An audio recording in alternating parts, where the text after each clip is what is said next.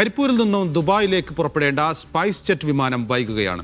സാങ്കേതിക തകരാറാണ് കാരണമെന്ന് വിമാന കമ്പനി അധികൃതർ അറിയിച്ചതായി യാത്രക്കാർ പറഞ്ഞു. ഇന്നലെ രാത്രി 11:50 പുറപ്പെടേണ്ട വിമാനമാണ് വൈകുന്നത്. ജംഷീർ കൊടിഞ്ഞിയാണ് വിവരങ്ങൾ നൽകാനുള്ളത്. ജംഷീർ, ഈ വിമാനം എപ്പോൾ പുറപ്പെടുമെന്നുള്ള വിവരം യാത്രക്കാർക്ക് നൽകിയിട്ടുണ്ടോ?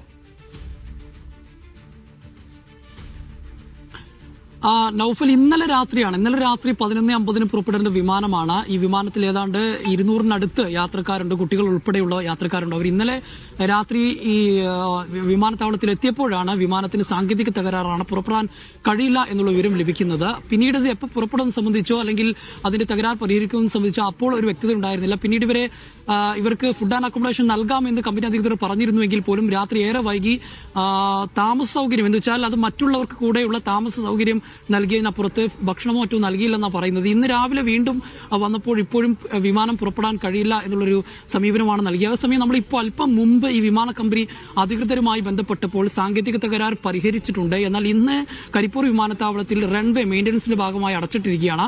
1 മണിയോടുകൂടി റൺവേ തുറക്കും. അങ്ങനെ തുറക്കുകയാണെങ്കിൽ അപ്പോൾ വിമാനം പുറപ്പെടാൻ കഴിയുമെന്നൊരു പ്രതീക്ഷയാണ് ഇപ്പോൾ കമ്പനി സ്പൈസ് ജെറ്റിന്റെ കമ്പനി അധികൃതർ നൽകുന്നത്. അതേസമയം തന്നെ യാത്രക്കാർ പറയുന്നത് ഇന്നലെ രാത്രി പുറപ്പെടേണ്ട വിമാനമാണ്. അത് വൈകി എപ്പോൾ പുറപ്പെടുന്നത് സംബന്ധിച്ച് ഒരു വ്യക്തത വിമാന കമ്പനി അധികൃതർ നൽകിയില്ല. മാത്രമല്ല ഇന്ന് രാവിലെയും അത് ഇന്ന് രാവിലെ 10:00 പുറപ്പെടുമെന്ന് നേരത്തെ പറഞ്ഞിരുന്നു.